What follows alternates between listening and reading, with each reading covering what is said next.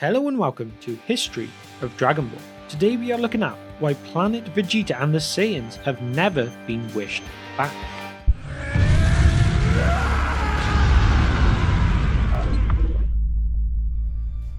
As we know, Vegeta is an immensely proud Saiyan, and over time Goku has become closer and more connected to his Saiyan ancestry too. So, when they could quite easily wish back their people from the dead, why have they not done so with their own race? I mean, both Goku and Vegeta have family from their homeworld, so there must be some sort of connection, even if that is perhaps stronger on the side of Vegeta than Goku. Well, maybe the answer is not quite as complicated as it could be.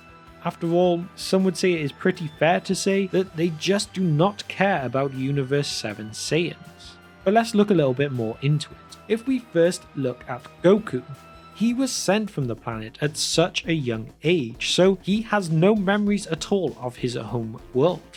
He knows nothing about the Saiyans, nothing about his parents, nothing about the planet.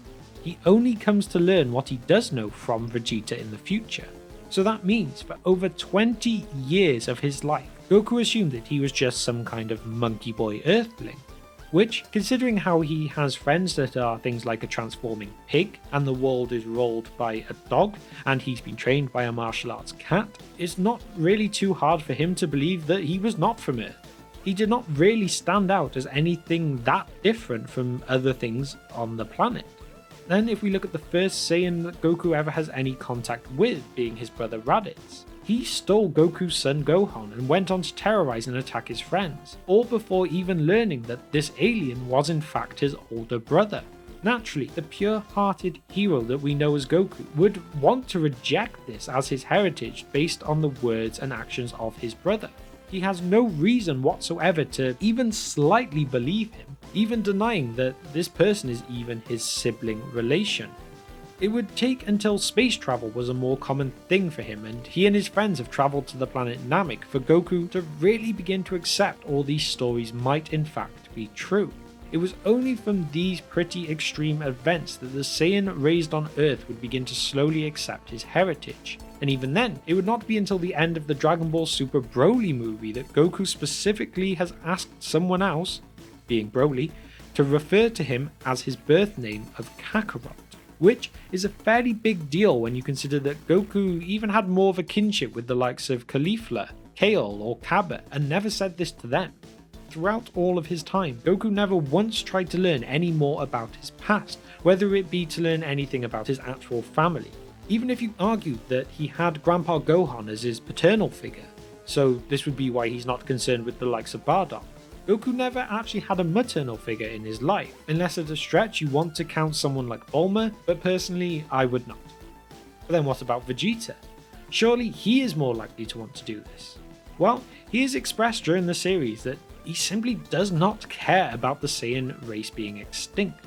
Aside from himself and Kakarot, and potentially now Broly as well, it didn't matter to him that his race was destroyed, since he and Goku represent the peak of the might of their warrior race. And they had completed their mission in avenging the Saiyans by becoming the warriors of legend that made even the likes of Frieza fearful by becoming Super Saiyans, and even beyond that. Vegeta shows at other points too that he did not care that there were only around 7 known Saiyans left alive after the destruction of Planet Vegeta, with those being Vegeta, Nappa, Raditz, the 2 other random Saiyans we see in Broly, as well as his brother Tarball, which is kind of unconfirmed, and then of course Goku. Vegeta does not even care enough to bring back Raditz after he was killed. And as well as this, when he and Nappa go to Earth, Vegeta is the one to end Nappa off, despite him realistically being one of the last couple of his race at this point. After all, it all comes down to strength and power for him. If they are weak, then they're not worthy of life, even if that means they become extinct. It is better for Vegeta to be the only one, but be powerful, than there to be a whole army of them who are weak. And also to add to this, it is probably quite likely that Vegeta was the one responsible for killing those other 2 unnamed Saiyans as well, as they probably just weren't strong enough either. Although obviously at this point nothing on that has been confirmed at all. And then if we take a look at something else, it took us up until the time of Dragon Ball Super for our two Saiyans to really pay much thought to other Saiyans at all. And these ones ended up being ones from a different universe, not even their own. But even after their encounters with Cabba, Caulifla, Kale and Broly, neither Goku or Vegeta seemed to care about their own universe's Saiyans with any more vigor at all. If we even look at the Tournament of Power saga, if Vegeta were to have earned the right to have a wish with the Super Dragon Balls, he would not have brought back the Universe 7 Saiyans that he knew, which included the likes of, his own father. No, he would have brought back the 6th Universe and their Saiyans instead. So after all that, why have they not wished back Planet Vegeta or all of the Saiyans from it? Well, quite simply because they have no care for them, they have no connection with them at all anymore. Both Goku and Vegeta end up with happy and strong families on Earth. Goku counts himself as more of an Earthling, and over time I believe Vegeta has basically come to that same feeling as well. It is almost like that Saiyan life is a different timeline to them now.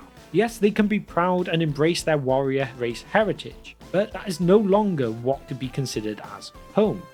So without that connection, you can probably see why even bother.